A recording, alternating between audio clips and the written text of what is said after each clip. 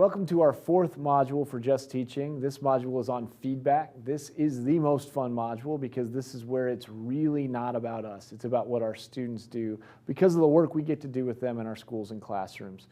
So the question I get from a lot of teachers and administrators when everything seems like it gets increasingly complex is, how do we simplify? The best way to do that is to focus on student work and what they produce, because ultimately teaching is not about us, it's about the learning that goes on in our classrooms. So as we lean into this not being about us, that's where feedback becomes critical. So in Just Teaching, feedback, engagement, and well-being, we always start with the few, so feedback starts, but really at the end of the day, this is where we build on well-being and engagement in meaningful ways. Because in order to get to the point where we're able to give students purpose-driven wisdom for growth, they've got to be well, they've got to be meaningfully engaged, and then when they are, we can give them those next steps that will help them become more of who they are created to be. The problem is, when our students think of assessment, and even when we think of assessment, there are a lot of words that come to mind. So feel free to pause the video here and think about what words come to mind when you hear assessment. And then think about what words come to mind when students hear the word assessment. So go ahead and pause, and then come back, and we'll talk about some of the words we typically hear. So it won't surprise you that we hear words like test, quiz, anxiety, stress. There are a lot of those words that I'm sure you discussed. But ultimately, the good news is assessment comes from this Latin root word, which means to sit beside. If we can help teachers, administrators, and students understand that this is what assessment is, there wouldn't be the resistance to assessment that we sometimes feel, because as human beings, none of us really like to be judged or evaluated, but we have an innate desire to get better, to improve. And if assessment really helped us get better, I think a lot more people would be interested in that kind of assessment that leads to feedback. Now, in a classroom, you're going to see all different kinds of assessment, and all of them have their use.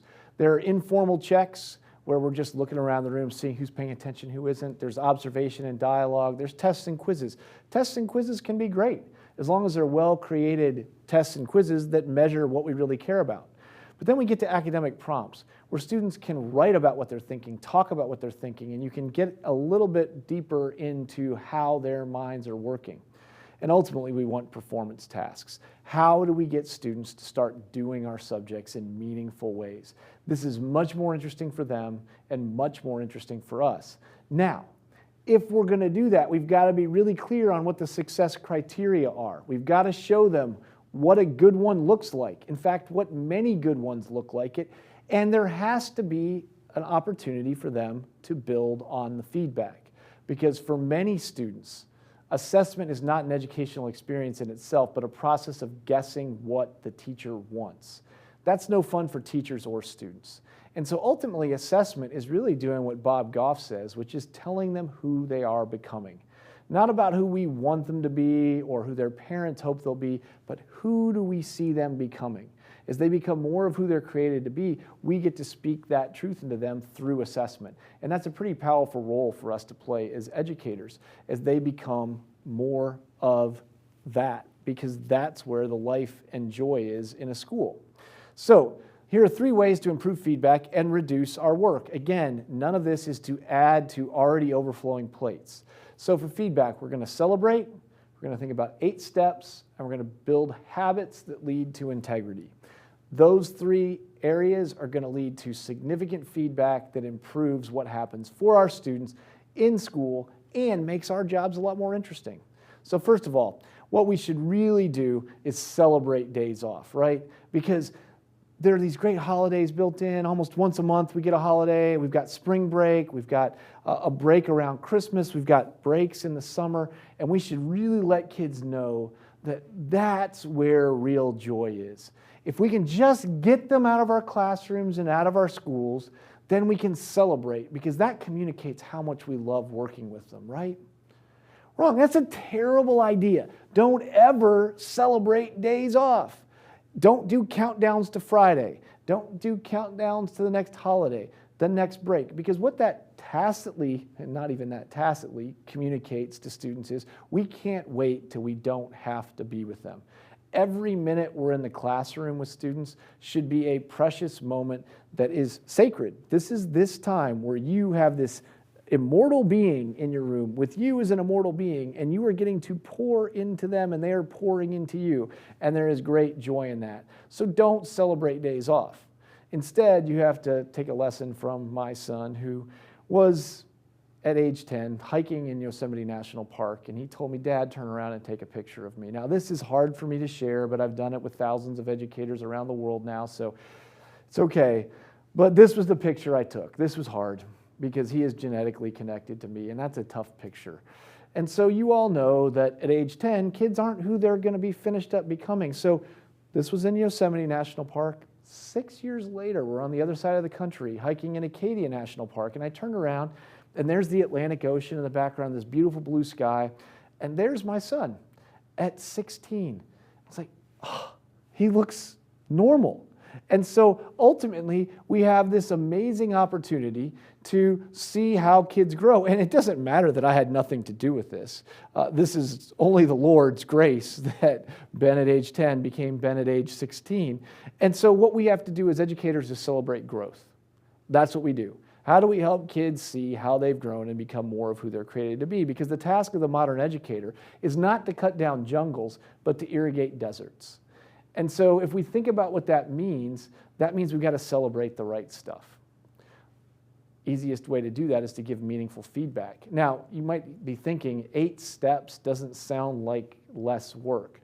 But in fact, it is, because as John Hattie says, it's not about how much feedback is given, it's about how much feedback is received. So the best technique I've found is 8-step feedback. So this builds on the work of James Nottingham, and the first step is the most important. The teacher and the student have to agree on a target. So many teachers know what the target is, but their students don't. And so then they end up guessing what the teacher wants, and that's not productive. So once you've agreed on a target, you have the success criteria laid out, you have a rubric, you have some way for the student to know, yes, this is what we're going to do together. Then the student creates his or her first final draft. I don't want rough drafts, I don't want sloppy copies, I don't want garbage, I want the best effort that the kid can put forth. So I had a colleague at the university I was at before, Baylor, who used this with his college students, and it makes a difference in the quality they create. So love this term from him. Then they don't turn it into you. They use this time for self or peer feedback. This is a place, if you're using AI, this is a place where that student could get feedback that would be meaningful to check it against the target. But you want them to see how they measure up. Now make sure that they're clear on the target, otherwise this feedback's not very helpful. Then they're going to submit a second final draft. So first 4 steps, all you've done is help them agree on a target and then given them the ability to work. So it puts the work in their court, as Robin Jackson says, never work harder than your students. So this does that. Then at step 5, you see it. Now the great news is the quality of the work is so much better than you would have seen at step 2. Even if you'd been clear on the target, now you've had 3 steps for that work to get better. After you give them feedback, then they do a third final draft. In that third final draft, that's going to be their last attempt. Now, this could be over the course of a semester or in a class period. Time does not matter, but it means that you have to focus on what the student's creating. Then they submit it for a grade. This is not about grade inflation. This is making sure students can turn in quality work that meets a high standard. As we work at Baylor to prepare principals, superintendents, leaders for schools all over the world, I do not want to produce C-level leaders. I want to make sure that they're doing A-level work before I let them go. And so that's why we give multiple layers of feedback and give them multiple attempts to move to the kind of quality that we want. Step 8 is the last one, where the student and the teacher reflect on what they could do better the next time. How could the assignment be more clear? How could the improved drafts move more quickly to the kind of quality that we want? So that's 8-step feedback. One of the easiest things that you can do to develop better work with your students, and more importantly, give more purpose-driven wisdom for growth. The last piece of feedback is, what habits are we helping our students create? So the question is, what habits develop integrity? This is a real issue, I think, right now, because I think students have lost sight of understanding what it means to say, this is my work, right? This is something that I created. There are absolutely times where we want to use AI, where we want to use groups, where it's not just what an individual does. But there are times when we need to know what each individual can do. And so sadly, since the 1940s, the percentage of students who admit to cheating has gone from 20% to 95%. Now, I want to be really clear. That number is not 100%. You absolutely have kids in your schools who do not cheat, and they hate cheating because it cheapens the work that they do. So how do we help kids understand what this is? And so one of the questions we've been asking all over the world when we do professional learning is, how much is cheating impacting teaching and learning at your school? 0, not at all, or 10, it's permeating everything that students do. So where do you fall? Go ahead and pause the module and then line up in the room, move to where you're at, talk to somebody. Is it a 0 or are you a 10? Or are you somewhere in between? And then answer this prompt. How do your students define cheating? Because what we've been hearing is disturbing. So go ahead and pause the video, and then when you come back, I'll tell you the most frequent definition that we have. So the most frequent definition we get from students is cheating is getting caught. They believe everything else is resources, and if you don't get caught, it's not cheating. And so that's a real problem for us because it's really hard to give feedback. Because if cheating's happening, what impact does that have on feedback? I would argue that cheating steals joy. No one feels great joy about turning in work that's not their own and trying to claim it as their own. That is not joyful because we haven't been able to struggle to do the work that we're meant to do. So ultimately, I've encouraged you to celebrate, incorporate 8-step feedback, and develop habits that lead to integrity. Because really what we're doing is from the 2018 book that we wrote about schools in urban, suburban, and rural contexts and leading together. That what we do when we lead, when we give feedback, when we engage, when we make sure kids are well, it's all about getting better at getting better. So we have to have honest conversations that are hard. They have to be respectful. We always focus on improvement because we don't want to be judged or evaluated, but we do want to improve, and we have to do it in relationship. In fact, we can't do the first 4 without relationships. We can't have honest, hard, respectful conversations about improvement if we don't know a person and they don't feel seen, known, and loved by us.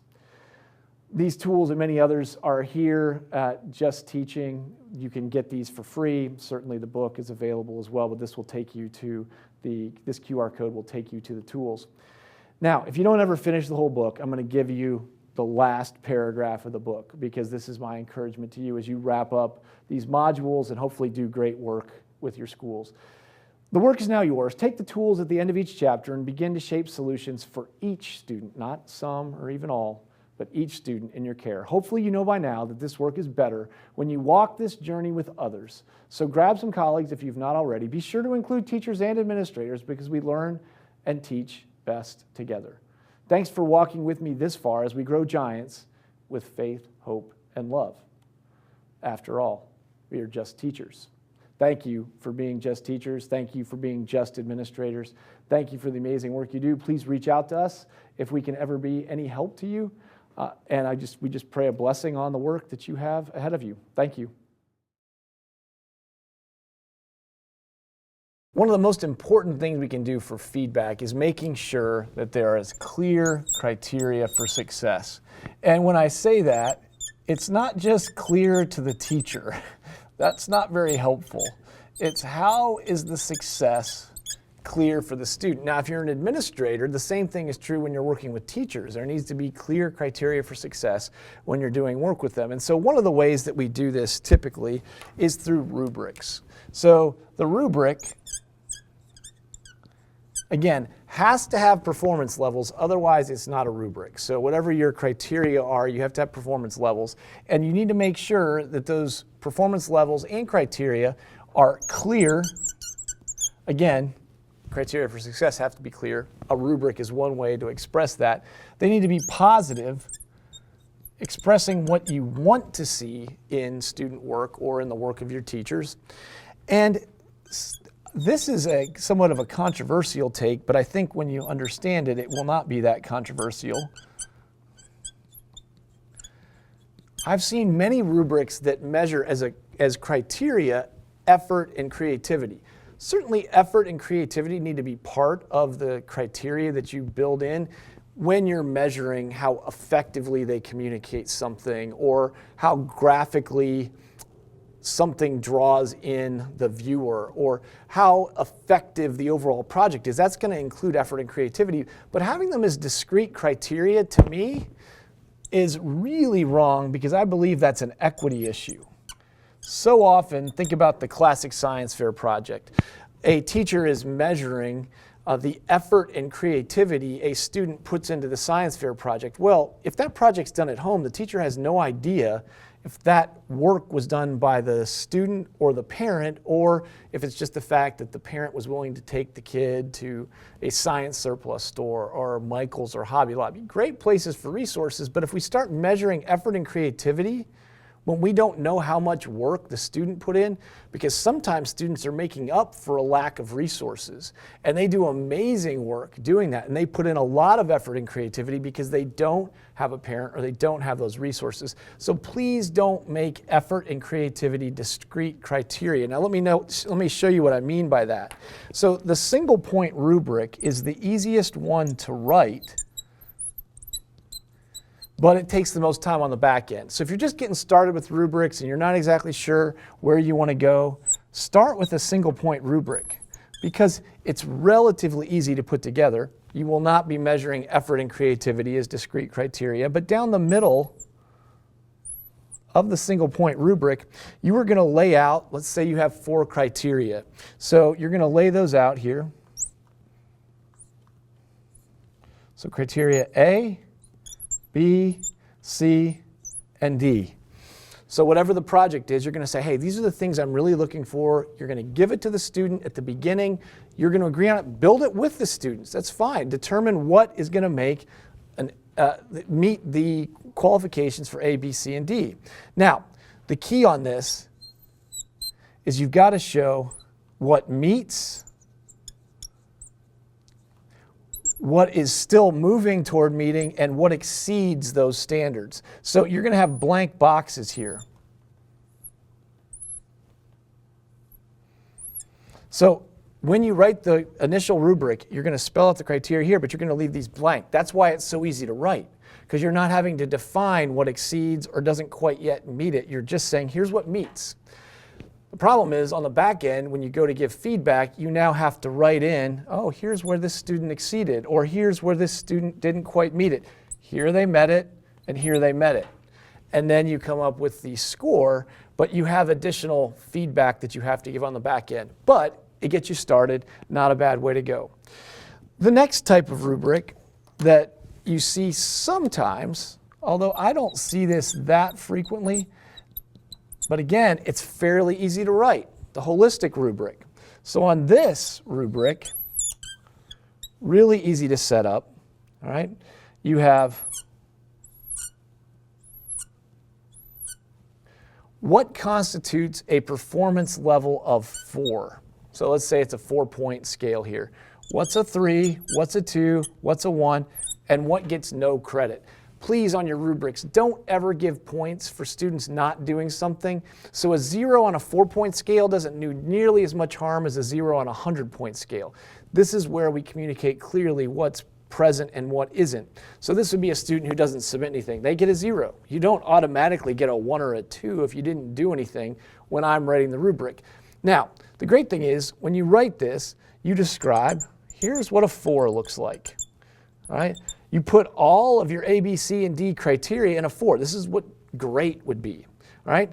Here's what a 3 would look like across all the criteria. Here's what a 2, here's what a 1 looks like. Again, be clear and positive.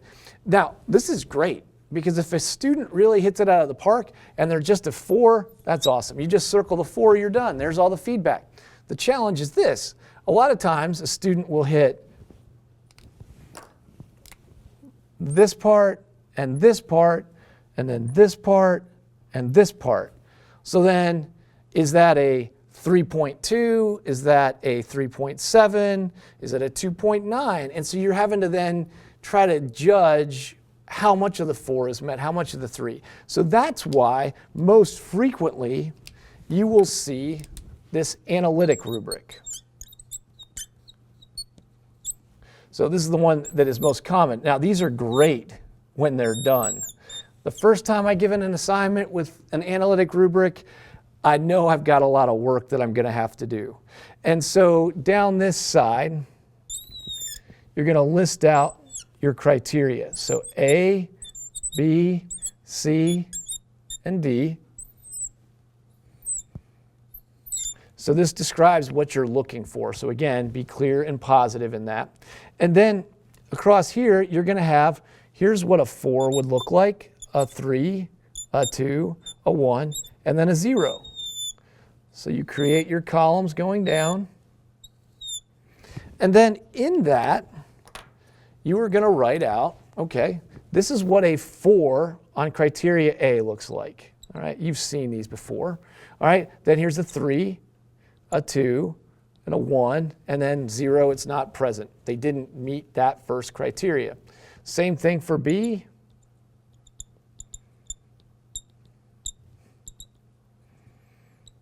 Hope you appreciate my writing skills here. All right, this is a new form of hieroglyphics that I'm using. And so when this is done, it's great. The problem is figuring out all the performance levels for different criteria. That takes time.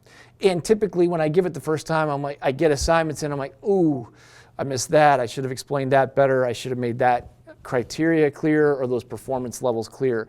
But the great thing is when it's done, all you have to do is circle where they fall. And then you have their score. That's all the feedback you need to give. Please don't think that once you have a rubric, you have to write a bunch of additional feedback. This is the feedback because this is the criteria for success that is clear, positive, includes effort and creativity, but does not treat them as discrete categories. This is one of the easiest ways to move your feedback ahead quickly, efficiently, and make sure students are producing better work.